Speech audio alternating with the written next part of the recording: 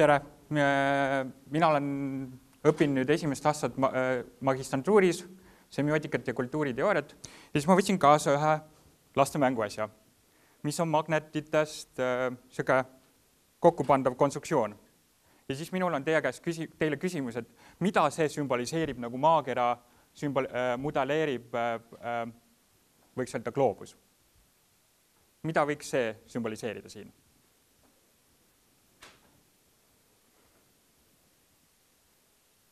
Et see sümboliseerib siin kultuuri. See on kultuuri väike mudel, selline lihtsustatud mudel. Et me võiksime üheskoos mõelda, mis on ühisosa kultuuril ja loogikal. Mis on see tuum, mis viib kokku matemaatilise ja kultuurilise analüüsi. Ja siit tekibki küsimus, miks uurida kultuuri loogikas? Kultuuri tuleks uurida loogikas sellepärast, et me keskendume väga palju andmete kogumisele. Ja andmete kogumine tähendab antud juhul intervjuusid, näiteks etnoloogiline analüüs või vaatlemist, pildistamist, filmimist ja märkmete tegemist.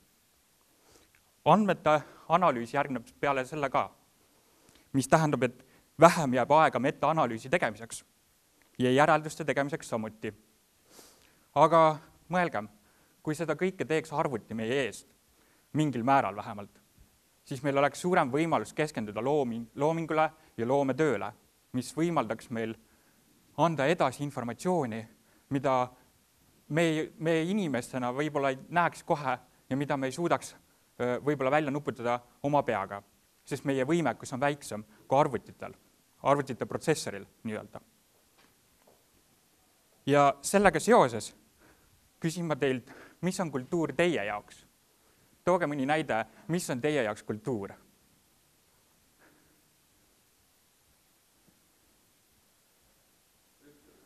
Ja, väga hea, aitäh. Kultuuri käsitlen mina antud juhul oma töös käsitlesin kui protsessi, mis tähendab seda, et kultuur on kui näiteks inimeste või asjade vaheline mingi liikumine, muutumine, mis annab meile mingit informatsiooni edasi. Ja kui kultuur on protsess, siis meil on võimalik edasi liikuda sellise teguri juurde, et meil on mingi infoandmepank, kus on meil mingi informatsioon. Ja see informatsioon on meil kultuuri kohta. Aga see kultuuriline informatsioon peab olema väga selline spetsiifiline, mis käiks just meie uuritava kohta, mida meie kultuuris uurime. Näiteks me uurime Eesti kultuuri. Ja siinkohal ma kasutan terminit tihe kirjeldus, mis tähendabki, et meil on mingi informatsioon kultuuri kohta, aga siin ma kasutan seda kui terminit nii-öelda kultuurilise andmete kohta, et see tihe kirjeldus on pärit Geretsilt, kes kasutab seda subjektiivses tähenduses, et kultuuriline informatsioon on alati interpreteeritud mingist vaatenurgast lähtuvalt, mis tähendab seda, et me ei saa objektiviseeritud sellist informatsiooni kunagi kätte. Aga samas mina väidan, et me saame seda teha. Ja me saame seda teha sellepärast, et kui me paneksime kokku nii-öelda tiheda kirjelduse ja kultuuri, mida me määratleme kui protsessina, siis me saaksime hakata seda kultuuri kirjeldama formaalloogiliselt. Mis tähendab siis seda, et me teeme midagi sarnast, mis matemaatika teeb, kirjeldab maailma formaalselt. Ja selleks on meil vaja teada järeldumisviise. Järeldusviise on 3 tükki, ja esimene neist on 2 + 2 on 4 näiteks. See on selline deduktiivne loogika, et eeldused viivad alati meid sinna järelduseni ja mitte kordagi ei saa me öelda, et midagi läks väärat. Aga teine induktsioon on põhimõtteliselt näiteks selline näide, et vihma sajab ja maa on märg. Sellepärast, et meil võib olla vihma sadada, aga samas probleem, äkki maa ei ole märg. Ja viimane abduktsioon on siis põhimõtteliselt loogika või järeldusviis, mida kasutatakse näiteks teadusteooriate puhul. Et mingi teooria seletab mingit nähtust, näiteks gravitatsiooniseadus seletab, kuidas mingi asi tõmbub maale lähemale.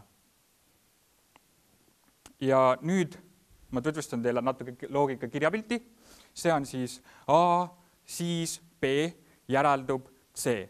Lihtsustatult see, et mingi asi liigub B suunas ja me saame järeldada nii-öelda kolmanda kategooria elemendi. Tegu on prognoosiva loogikaga, kui seda kultuurikäsitluses käsitleda. See tähendab seda, et me saame midagi prognoosida, mis tuleb edasi, mis muutub kultuurilises maailmapildis. Ja siit ma teeks teiega üheskoos ühe näite, kus te saate kõik kaasa mõelda. Et meil kõigil on mingi stiil, meil on kõigil mingi riietus ja meil on mingi soeng. Ja seda saab kirjeldada loogikas kui maailma 3 elemendi vahel. 3 elemendi vahel on mingi ka seos, mille mina olen antud juhul määratlenud lihtsustatult sellisena, et stiil viib meid soenguni ja soeng viib meid riietuseni ja riietus mõjutab stiili, mida siis saab loogikas kirjeldada kui keelt. Loogikas nimetatakse seda keeleks sellepärast, et mingite tegurite suhtes võetakse kätte ja näidatakse, kuidas on mingi asi seoses teine teisega.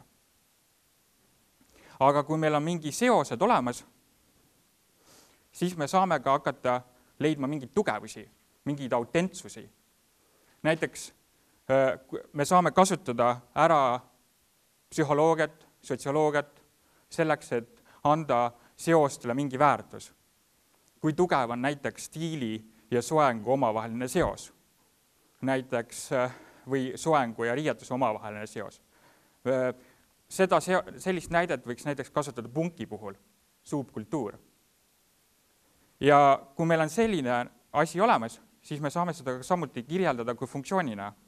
Antud juhul olen siin mina kasutanud hägusloogikat, mis tähendab seda, et arvud on alati 0 ja 1 vahel, miinuspool on ka olemas, -1 ja 0.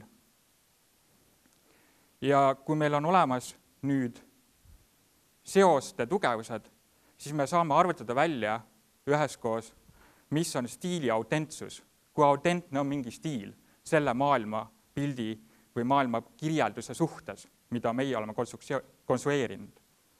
Antud juhul me võime öelda, et meie stiil on 75% autentne selle soengu ja riietuse suhtes. Ja sedagi saab kirjeldada matemaatiliselt või loogikas, nii-öelda, kus ma olen välja toonud, milline on siis väärtused ühel soengul, riietusel või stiilil. Ja nüüd võib küsida, mida saab siis teha, kui meil on üks lihtsustatud näide olemas. Me saame hakata analüüsima dünaamilisi maailmu. See on nagu ilma ennustamine, kus meil on mitmed tegurid, hästi palju, aga me saame nüüd midagi hakata prognoosima. Täpselt samamoodi on kultuuriga. Me saame hakata prognoosima midagi elulist. Ehk me saame hakata mõtlema, kuidas inimesed käituvad või milline on kultuur nii-öelda tänaval, meist väljaspool. Kultuur on ka kas või meie auditooriumis. Ja tagasi tulles teema juurde, siis meil on suurem võimalus keskenduda loometööle. Sellele, millele me peaksime keskenduma teaduses kõige rohkem, sest kui meil ei ole võimalus keskenduda loometööle, siis meil ei ole võimalus keskenduda ka lahendustele, mida teadus oleks võimeline andma reaalsele nii-öelda ühiskonnale. Ja see viib ka meid küsimusele näiteks, kas sellest oleks kasu ka majandusele või poliitikale või julgeolekule. Siis minu vastus on jah, me saaksime lahendada paremini kõiki selliseid probleeme, mis tänapäeva ühiskonnal on ees. Me saaksime prognoosida, milline on kultuur mingises situatsioonis või mingises keskkonnas või mingises geograafilises jaos, näiteks kas või siin Aasias või Lähis-Idas, ja me saaksime pakkuda mingi lahenduse välja, kuidas me peaksime lähenema nendele probleemidele, mis meil on ees. Ja kui meil on sellised lahendused olemas, siis mina pakun, et meie maailm oleks palju parem meile kõigile. Et sellega ma tänan, aitäh kuulamast!